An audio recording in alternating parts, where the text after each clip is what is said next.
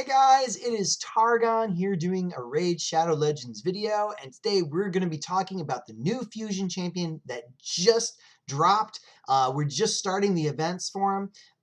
So now I'm apologize, I am a little bit late getting this video out. I just had a crazy week, so I haven't had a chance to really get anything out sooner like I wanted to, but here it is. I'm going to do my assessment of the champion, and then I'm going to go over the schedule of events and tournaments and talk about strategies for how to get this champion if you want to go for it. All right, so without further ado, let us say hello to the latest addition to the Skinwalkers, Mighty Ukko. I don't know how that's pronounced. He's another one of those champions, or I'm not sure. I think it's a him.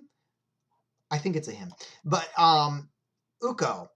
I'm going to call him Ukko because it sounds just like how I would think of Ugo, who is a really great epic Ogrim Tribes champion. So, and ironically, they actually have some similar skills. So, I don't know what they were thinking with the name, but they finally, for once, listened to the raid community that has been begging Polarium for years now. Give us a Skinwalker fusion, please. Skinwalkers was one of the factions that was one of the last ones that I completed, and they're actually a really tough faction. As far as I know, there's like one other revive champion that I can think of offhand, and it's an epic, and it's got a decent revive. It's the hippo. It's a decent revive for an epic, but it's not a great team revive, and Ukko does the team revive, and it's a really good one. So let's go ahead and look at his skills. I gotta say, guys, I really like this champion. Actually, when I first looked at it, I was like, okay, that's a good champion, but maybe not like amazing. But as I look at it and consider it a little bit more, I think he's actually going to be really, really good. And I'll explain why. So A1 attacks all enemies has a 50% chance, 75% when booked, of placing a 50% decrease attack debuff for 2 turns.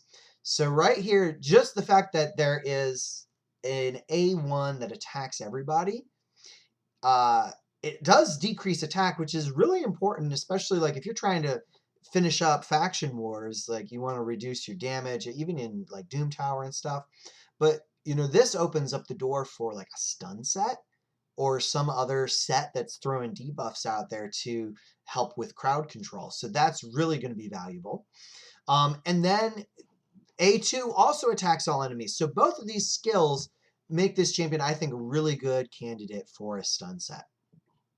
And this one is really awesome as well. Attacks all enemies 2 times.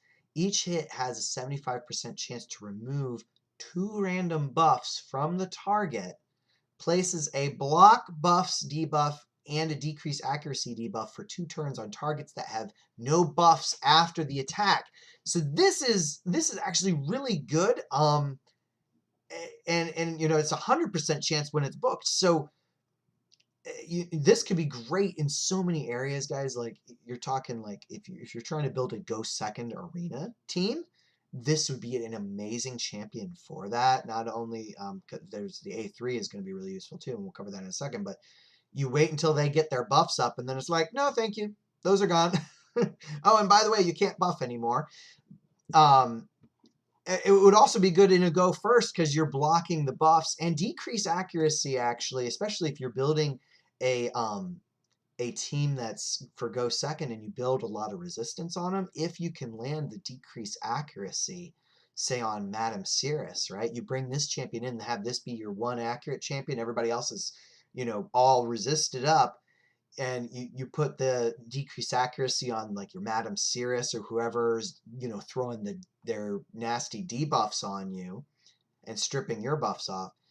You can, reduce their ability to hit you with their debuffs afterwards. So that's going to be really, really useful. And then on top of that, we've got the A3 revives all dead allies with 40% HP, then places a block damage buff on them for 1 turn. Also places a 30% increased speed on all allies for 2 turns. Will place the increased speed buff even if there are no dead allies. So this is a really great skill. It gives you a full team revive. It puts block damage. The way it's worded, I think it puts block damage on anyone who's revived, not the whole team. And then it gives everybody an increased speed. So all those things are really, really good. My one concern is, will this skill trigger on auto if nobody's dead? Because a lot of times I kind of want to save my revive for when I need it. So even if I book this and it's a 4-turn cooldown, like, if I put this up and nobody's dead, yeah, I've got increased speed. But if I then get, a few people dropped, I've got to wait a few turns before I'm able to pick them back up again. So that would be my one concern with it. But still a really great skill. Really great skill to have. And then we have this passive, which is really cool. Has a 50% chance of stealing one random buff from an enemy each time they receive a buff. Any buffs stolen become protected. So this is really, really an interesting thing because, especially, late game, arena, Doom Tower, right? Even potentially Hydra, though a lot of the Hydra buffs can't be stolen, but you know, you're going up against, champions and bosses that there's buffs flying everywhere. And so being able to steal those automatically is really great. So if you're, go second or whatever, and the team starts buffing, all of a sudden you're I'll take that. And it's from each enemy. So odds are you're gonna be removing buffs as they are buffing, which is also really gonna help keep buffs off of them, so that when you do this skill, it's gonna remove the 2 random buffs from each target. If you're stealing buffs, it's gonna be hard for them to get too many more than 2 on there. So really, really great way to neutralize your opponent. And then on top of that, we've got increase ally speed in all battles by 20%. This is top tier. Obviously, there are faster auras specifically for different areas of the game, but in terms of using it everywhere, top tier. This is gonna make this champion potentially really, really good for Hydra. I can see a lot of utility for Hydra here with the block buffs and decreased accuracy. So skill-wise, really a great champion. Stat-wise, there's nothing in the stats that really blows me away. The damage scales from attack, which ideally in support champions, I'd much prefer having it scale from HP or defense, just because I can look. For a champion like this, it's a team reviver. We want to keep the reviver alive, so if I'm building that, I'm just loading up on attack or on HP and defense. Attack is kind of just a meh. If it's in there, fine. I'm not worried about it. I probably wouldn't even build this champion with crit rate to 100% because I'm just focusing on keeping them alive so they can pick me back up and keep me going. So I don't like that it's attack based, but for a support champion, the attack is solid. The defense is okay. The HP is pretty low for a support champion, so I don't like the HP. However, base speed at 109 is top tier. So, stat-wise, I mean, it's solid defense, solid attack, and HP is a little bit lacking. But aside from that, really, really solid champion. Again, I think for Hydra, this is great. You want to be able to block the buffs so they can't put that toxic cloud up. You want to keep the head of mischief from being able to steal your buffs, right? So block buffs is great. Decrease accuracy, also really helpful in Hydra. Makes it a lot easier to meet the resistance requirements. As far as Hydra goes, I would actually prefer Ugo to Ukko. And the reasoning is that, occasionally people will drop, but really I would rather keep my team alive. And so Ugo's got a skill where it heals and cleanses. So, that's where kind of, and this is more for like end game stuff. So you know, I'm at the point where I'm trying to build more teams that aren't going to drop at all, rather than, you know, reviving and picking them back up. But this is a very powerful revive, and this revive is going to make this champion an amazing addition for most players. If you're early game, if you are mid game, this champion is going to help you push through different a number of different dungeons. Really, I can see this champion being great in all dungeons except for maybe Spider. Doom Tower, certainly this is going to be a great champion. You just plug them in, they carry your team drops, and you're picking them back up. Also, the decreased attack is going to reduce the damage you're taking, right? The decreased accuracy means it's easier to build resistance on your team. So really, really great support champion to help carry you through. So if you're early or mid game, I highly, highly recommend, especially if you haven't completed Skinwalkers yet. So just by comparison, I'll pull up like some champions. So you see like Sill's HP is, you know, a bit higher. Obviously her defense is going to be higher because she's defense based. But a number of support champions have HP that's more like, you know, the 20,000. So that's why I'm not all that thrilled about the HP level for this champion. But again, speed is top tier. So again, I really think this is going to be a great champion for most of you guys. Definitely recommend going ahead and trying to pick this champion up.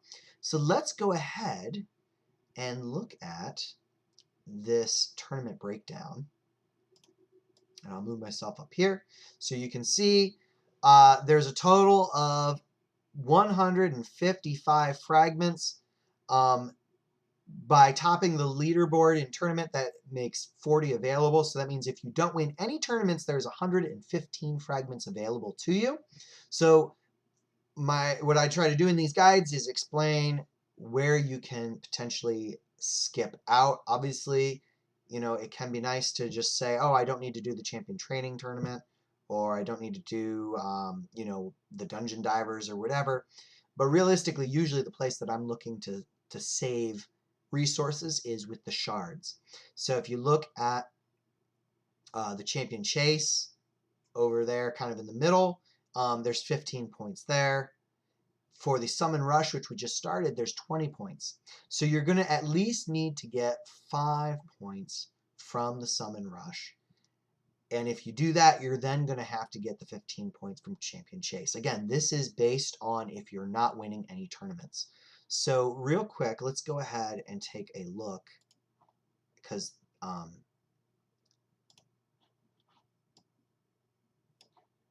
the summon rush is active right now, and it's always broken up into 5 shards and 15 shards, or fragments rather. And the 5 is actually a little bit higher up there than usual. I think where the 15 is kind of normal. But you got to get over 2,000 points here just to get the 5. And at this point, my thought is, if I'm looking to save on shards, I'd sooner just go ahead and push through and get the extra 15 here, and then just skip the champion chase tournament completely. We just had a 2x on ancient shards, and we had a 2x on void shards recently, and those are the ones that really make the champion chase tournaments a lot easier. So I'm kind of doubting that they'll do those again. They might. I don't know. But if there's not a double chance at pulling the epics from you know, voids and ancient shards, that makes the champion chase tournaments a lot harder to do. Obviously, there are some advantages with the tournaments versus with the events, like I've mentioned in other videos. So, you know, if you're not sure, please check out my videos on how to do the fusions. There's some tricks where you can use other fragment champions or fusion champions to pick up points from the tournaments. All right. So go back.